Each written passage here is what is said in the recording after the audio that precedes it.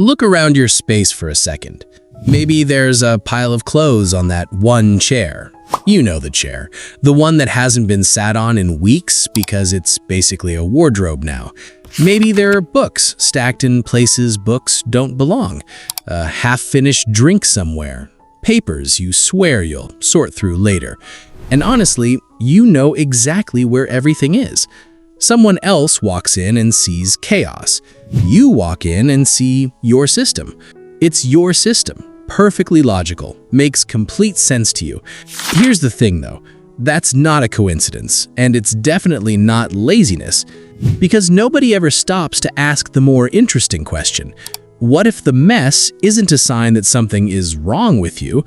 What if it's actually a sign of something working very right inside your head?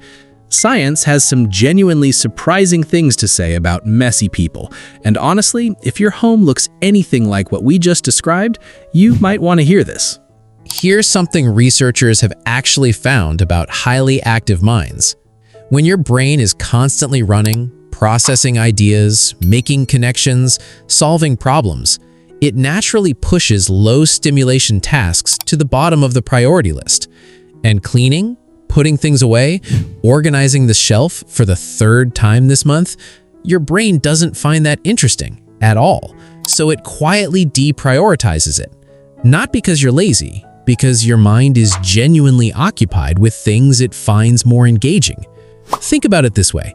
You can spend 2 hours completely absorbed in an idea, a problem, a conversation in your own head that nobody else can hear, but remembering to put your shoes away after walking through the door, gone, completely forgotten, before you've even sat down. That's not a character flaw. That's just a brain running too many tabs at once. Neuroscientists call it cognitive load. When your mental bandwidth is heavily occupied, routine maintenance tasks simply don't get the processing power they need to happen consistently. So the mess on your desk isn't evidence of carelessness, it's evidence of a mind that's been busy doing other things. Now, here's the part that might actually make you feel pretty good about that pile of stuff on your coffee table. Researchers at the University of Minnesota ran an interesting experiment. They put 2 groups of people in different rooms. One room was neat and tidy, the other was messy and disorganized. Then they gave both groups creative problem-solving tasks. The people in the messy room consistently came up with more creative and original ideas than the ones in the tidy room. Not slightly more creative, measurably more creative. The theory behind it is actually fascinating. A disordered environment quietly signals to your brain that conventional rules don't apply right now. It loosens rigid thinking patterns. It nudges your mind toward making unexpected connections and trying unconventional approaches. In other words, the mess gives your brain a kind of permission. Permission to think freely. Permission to color outside the lines a little.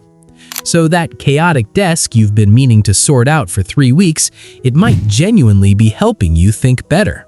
Who knew? There's one more thing worth saying about people like this, and it's probably the most accurate thing in this entire video. Smart people, especially the ones who are naturally curious, imaginative, or just deeply in their own heads, don't experience their home the way other people do. For most people, the home is the main event. It's the space they actively maintain, organize, and take pride in keeping a certain way. But for you, the home is just where your body happens to be. Your mind is somewhere else entirely, running through an idea you had this morning, turning a conversation over, thinking about something you read last week that you still haven't quite resolved yet. The mess isn't happening because you don't care about your space. It's happening because your attention is genuinely somewhere more interesting to you.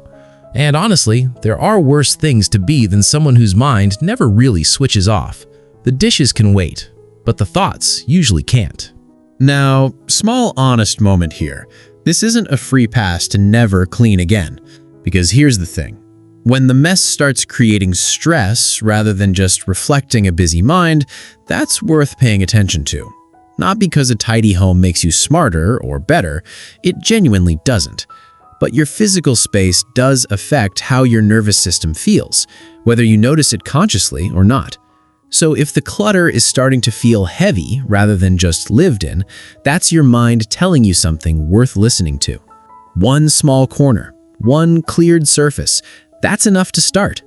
Not because you have to, but because you deserve a space that feels as good as the mind living inside it. So the next time someone raises an eyebrow at your messy desk or your chaotic bedroom, just smile. Because what they're actually looking at is a brain that's been too busy thinking to worry about tidying up. And honestly, there are far worse problems to have. If this sounded a little too familiar in the best possible way, drop a comment below. And if you want more of this, you already know what to do.